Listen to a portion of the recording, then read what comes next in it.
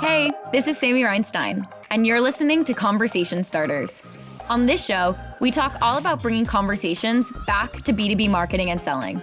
Because if there's one thing we know about doing business in the revenue era, it's that the best customer experience wins.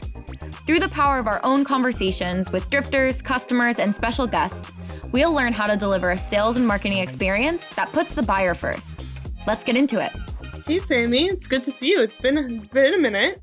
It's good to see you too, Elizabeth. So I realized our listeners may not know that while we do this podcast together, we're not actually on the direct same marketing team. So Drift Marketing is like 50 people at this point. So obviously there's a lot of teams within there, and I am technically on the media team, so blog, newsletters, podcasts, YouTube, and Sammy is on product education. So we don't have those weekly meetings. I mean, we have our broader bi-weekly marketing meetings. That can be a whole episode or blog for a later date of how our marketing team works. But something that's really important to us is having strong communication, as I'm working on outreach for the episodes and scheduling, making sure I'm aligned with what Sammy's working on, what's top of mind for her, and making sure you have the information you need to get on a podcast and have a good conversation with the guest. Yeah, Elizabeth does so much, and she always makes me look good. I mean, it's not hard to do. Please. It's just been amazing. It's a really good working relationship. Working relationships are so important. So this isn't like a flex on our relationship. We've definitely had our fair share of learnings along the way. You mean like when my video crashes and we have to restart? Maybe that. Just one thing. But yeah, so working relationships is something we really want to highlight on this show because it's so important to making sure that you're always having the right conversations with your buyers, with your customers, whether that's an internal customer, if you're on a company success team, or an external prospect or buyer. Yeah. And that's why on this episode, I'm so happy to have Amanda, Chiang, and Gabrielle Marrocco. Amanda is a mid-market account executive at Drift, and Gabby is a sales development rep, and they work hand in hand to create great buying experiences.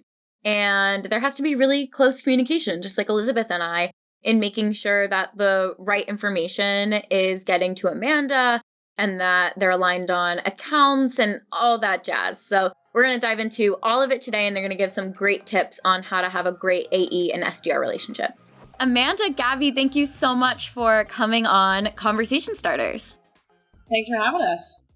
So excited. Big fan of the pod. Thank you. So I gave the audience a little bit of a background on both of you and your roles here. Amanda, you're a mid-market account executive, and Gabby, you were a chat development rep, CDR turned SDR.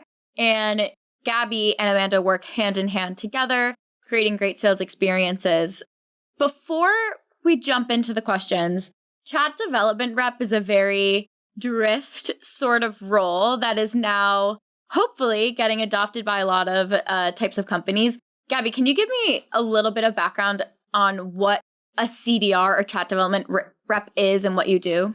Yeah, so as a chat development rep, whoever would come onto the website and chat in through the chatbot, if the bot wasn't handling it, I was on the other side. I could kind of hop in whenever I wanted to. But it was all about like having those fun conversations and ultimately trying to book a meeting or just kind of point them in the right direction, get them some content they needed, just point them where they're trying to go. Yeah. One of my favorite things to do at Drift in my downtime is jump into where our chats are and jump in specifically to the CDR inbox, because the way that you all navigate chats is so impressive. First, the hook, jumping in, using the context of the conversation, getting them to where they need to go, and then furthering that conversation. It's very fun to watch live, and it's very fun to go into the closed chats as well. I know. I do the same thing now that I'm an SDR. Sometimes I'll pop back in with a lot of my accounts is on the site, and I'll go through their conversations. I've definitely gotten a few crazy, funny ones.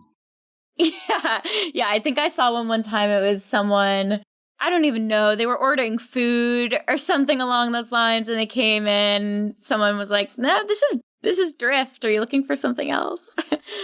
Yeah, those are fun. Amanda and Gabby, like we said, you work together as SDR and account executive, and you started working together in February. So when you two found out that you were going to be working together, what did those initial meetings look like? What did you want to make sure that you covered in your working relationship? Yeah, so when we first got aligned, I reached out to Gabby over Slack and just threw some time on her calendar. The first couple meetings, honestly, I use the analogy. It's kind of like dating. Like, you're just getting to know somebody and figuring out like what Gabby's strengths are, where she thinks that I could come in and be helping her, not just, going after accounts, but even like coaching. And then we built out like my top accounts. So I built that out, tiered them off. And then we talked a little bit more about like who goes after who within the account. And in terms of those accounts, the top accounts, what are you looking at to identify those top accounts? Yeah, for me, I've been here for a couple of years now. I think what I've seen be the most successful is one, just tech stack. So, we work really well with B2B SaaS companies, but especially when they use like the Salesforces, Marketos, Pardots, HubSpots of the world. Any type of experience where you're seeing the website have a lot of friction, and that requires me to do a little bit more digging. That's a really good like mid to high account, because there's probably a challenge there. So that's how I would tier it off. But personally, for me, like tech stack is one of the best things that we can look at here at Drift. Yeah. And so let's say you have your top maybe 20 accounts or whatever that may look like, and you and Gabby come together. How do you align on those accounts and the strategy to go into those accounts? Yeah, so Amanda pretty much gives me, after she kind of gave me her list, she basically just gives me free reign on which accounts to go after. And I love that because it kind of just holds me accountable and also gets me like some practice into doing that type of stuff as well. But so my usual process, like every morning I'll hop on to Drift Prospector. I have a really great filter that's set on there that filters out high intent buyers. So if they're on the pricing page or a demo page or, wanting to book a meeting, it filters out that way. So I can really like find those high intent buyers. So I'll hit those first. And then I usually do look for previous opportunities that maybe didn't close. I'll look to see if employees worked at other Drift customers so that they're familiar with Drift. And then kind of like Amanda was saying, just checking out the site, seeing where we can help type of thing. Awesome. And Amanda, you mentioned, people, contacts within a given account. When are you deciding, okay, these types of contacts, I'm going to go after these people, and hey, Gabby, there's, these contacts, they've been looking at our site, go after these people. What's the strategy for the actual contacts? Yeah, so I actually think it's great giving SDRs like full reign, even going after like VPs and C-levels, because at the end of the day, like that's where a lot of, I think, my practice and like confidence came from as a BDR. The way that we tag team those higher types of contacts, though, is by me getting on LinkedIn, sending over like a Drift video, seeing if we have any other executive connections, from our end here at Drift. But honestly, like, I think it's really empowering to like just give your SDR a lot of that, that ownership, like account ownership, literally account ownership. And so that's where they can go after anyone there, but it's my responsibility to come in and see like, who can I maybe craft messages that are a little bit different than Gabby in a different channel that would be like, attacking from different angles. Yeah. I love hearing that. I think that that's amazing for SDRs to get that experience. Gabby, what has been the most effective method of getting one of those, maybe a higher level executive or a director to respond to one of your messages? What me and Amanda have been doing is if, I see some traction on an account or getting a lot of opens on my emails, I'll let Amanda know, and she'll either help me craft messaging or say, like, why don't you send over a video instead of an email, kind of sometimes can work better. Or she'll just herself touch the account again, whether, like she said, email, LinkedIn, video, just to get kind of a little more traction there. That's awesome. I love receiving videos, even internally. So I'm sure it's really nice when an executive is going through their email and they have this same type of cold emails coming at them to all of a sudden see a GIF or a video. I'm sure it's nice to break through the noise that way. And internal communication, I think it's very important. It sounds like you guys have great communication between the two of you, and that helps start the conversation about what this prospect's needs are, what they're looking for, and making sure that you're telling a cohesive story throughout. So with that internal communication, how are you communicating messages, holding each other accountable in communicating what you're learning throughout the buying process? Yeah, so we have a weekly cadence on Mondays, which is important for me just to like get my week going strong. Personally, I also need accountability. And then we're pretty active on Slack together. So Gabby and I will chat probably almost every day. I think that's like our main form of communication. And just like she was mentioning with like any type of accounts that are showing signals, that's where she'll Slack me instantly. Or if we book a meeting, she's like, let's go. So it's fun. It's like a good way for us to stay in touch throughout the week. And if anything big comes up during the week, like we'll just hop on Zoom. Very casual there. Yeah. Yeah. And Amanda, you've been at Drift for, 2 years? Almost 3, girl. Almost 3. Wow. 3 years. So you must have seen the SDR structure change a bit, the sales structure change a bit. What lessons have you learned in those 3 years, and what types of structures learn best? And then I'm also curious about how you deal with those changes and roll with those punches.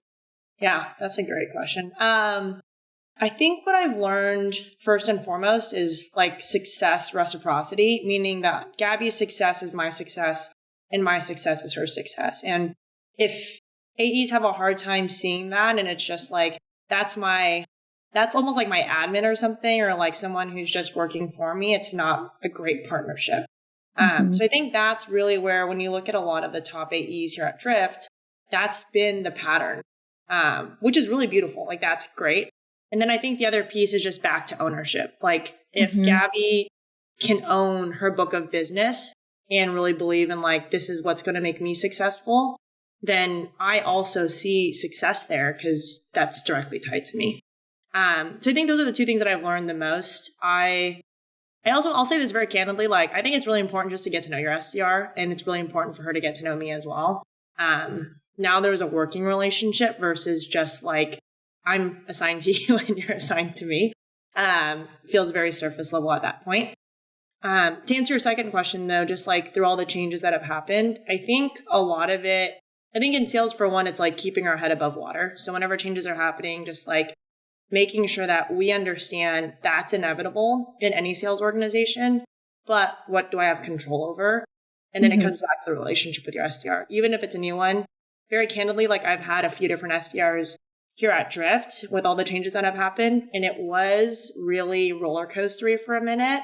But I think for me, it was figuring out what was the consistent like pattern within each of them. And a lot of it was like me mapping my own accounts out and then giving them ownership and asking them like, what else do you need help with? That's where the teamwork play comes in.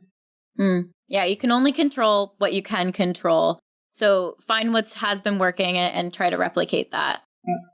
Yeah, exactly. Do you have any tips for providing feedback to your SDRs? You've had a few SDRs. Feedback meaning just in the communication style or how they're going after accounts, anything along those lines? I think there's 2 ways to give feedback between like an AE SDR relationship. The first one is kind of like what Gabby was mentioning earlier. We had an account respond back to us, and she had a great email response, but I just told her, maybe the next one, try video. Because I think there's something there where it breaks through the noise, even with like an objection handle. And she took that really well. And then I think the other form of feedback is like, should be aligned to what they want in their next step. Like if Gabby wants to be an AE or a CSM next, there's other ways of coaching and giving feedback that's directly aligned to their end goal, which again is really important in like the partnership. But yeah, I think we have a pretty good form of communication between the two of us, not just like going after accounts, but areas that she's even like telling me to go after certain people. And I'm just helping with like wording or tactics. It sounds like the feedback that you're giving is rooted in empowerment, and the feedback is helping towards that next step rather than like micromanaging what type of things are going out. Yeah. I hate being micromanaged, so I try not to. It doesn't feel good, I guess, in a lot of different ways. And I think honestly, like just women empowering women is another big part of like, what do you want to do as your next step? Like if I can be part of that journey with you, then I would love to be. Yeah. Gabby, I'm going to throw the question to you too, because I think that it can sometimes be hard for an SDR to provide feedback to their AE and, maybe communication style or the amount of times that they want to meet a week or whatever that may be. Do you have any tips for SDRs to give feedback to their AEs? Yeah, I think it's all about like establishing that initial relationship. Like me and Amanda have, like she has said, like have just established a good like work and personal relationship. Where for me, like it's not awkward or doesn't feel weird for me to say, give feedback or tell her that, she should reach out to this person. It just like feels very natural. So I think it just goes back to like having that relationship with your AE and having those weekly conversations that can, build up to daily and just an open form of communication. Awesome. Well, I feel like you two are an ideal AE SDR relationship. So I hope lots of people listen to this and they get inspired and they replicate this. Okay. And now I want to put all of this into practice, right? This internal communication. And now I want to give you maybe somewhat of a role play. So Gabby, you're in chat and someone comes in and you're like, oh, this person's amazing. I've been wanting to get after this person. I can't wait to chat. So they have, let's say they downloaded an ebook and you then jump into chat. You work your magic in chat as you are so good at doing. And oh my gosh, they're ready to book a meeting. You drop a group calendar. You get a meeting on Amanda's calendar. So what's that first message you're sending to Amanda to fill her in? LFG, just booked. But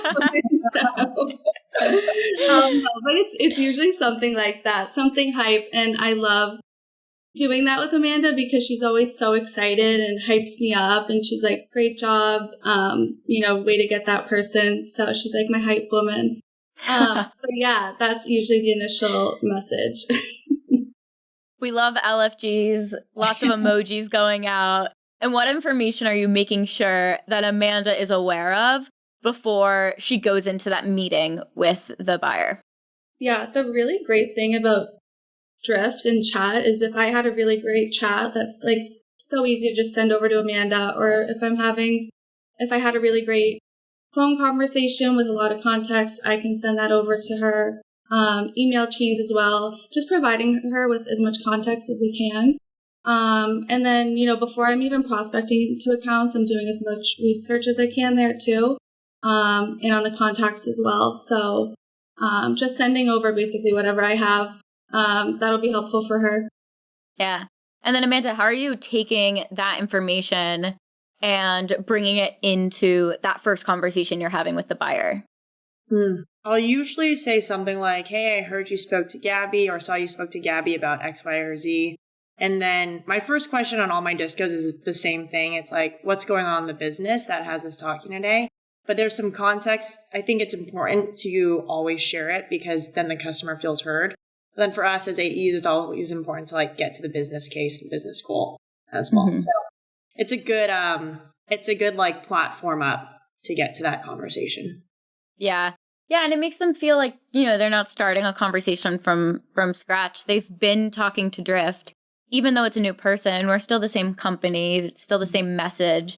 So it just helps connect those dots and continuing the conversation not starting some net new conversation. Yeah, I love it. Okay, to wrap up, I want you each to provide some listeners with some advice. You've already imparted lots of great advice, but while I have you, I just want to pick as much of your brains as possible. So Amanda, first to you.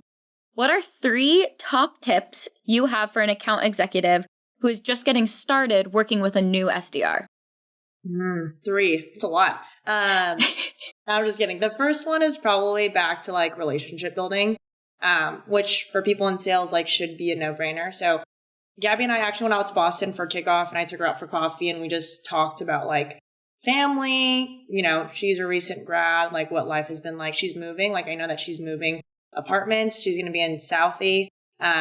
You know, like it's very small things, but I think it's really important if you can take your SDR out in person, do it, or buy them a coffee and like sit on Zoom for 30 minutes and just talk.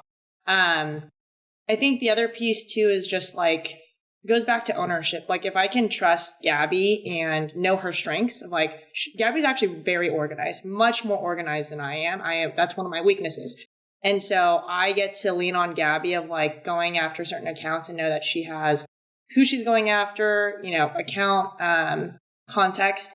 And then for me, it's more about like, where do you need me to come in? So I think that's more of like the team play there. And I think lastly, as an AE, I'll say this very candidly, like we have a lot of ownership to make sure that our SDRs are successful. So what that looks like for me is mapping out my accounts from top 20, you know, high, mid, low, absolutely not. Like, let's not waste our time. That empowers Gabby now to say like, Amanda cares the most about these accounts. These ones are like still really good fits, and these ones I don't need to waste my time on. And I think that's where, for me, I'm setting her up for success, which again, ultimately comes back to my success, right? If we can book those meetings. So those are probably my 3. Hopefully that's helpful. Thank you, Amanda. And Gabby, we're going to pick your brain now. It doesn't have to be 3, but what are your top tips for someone just starting out as an SDR? Just keeping my activity up. And one day or 1 week, you can like crush it and book a bunch of meetings, get a bunch of opportunities coming in, and the next week it could be radio silence. But as long as you keep your activity up, it just ebbs and flows, and it'll come eventually. I think also I book most of my meetings over the phone, so I think it's always just a good idea to pick up the phone and call someone, especially if you're seeing a lot of traction over email. Don't wait for them to email you back, just pick up the phone. And I think just echoing what we've said, this whole conversation is just having that relationship with your AE to, you know, help with, like I've leaned on Amanda with messaging and things like that, and ultimately has booked meetings. So definitely have a relationship there. I love it. Having that relationship, it helps start conversations with buyers. It helps continue the relationships with buyers. And ultimately, hopefully they buy, and it helps continue the relationship from the AE to CSM, which we do have an episode on in season 1. If you want to go back and listen, we'll link it in the show notes. Amanda, Gabby, thank you so much for coming on Conversation Starters. I really enjoyed hearing from the 2 of you. Amanda, if they want to find you or a little bit more about Drift, where can they go? You can add me on LinkedIn. It's just Amanda Chiang, Chiang with an I, Chiang. Yeah, that's probably the best way to connect with me. Awesome. And Gabby? Same here. Gabrielle Marrocco on LinkedIn. All right. Well, thank you both. Thanks, Sammy. Thanks. Cheers. This was so much fun. Loved it.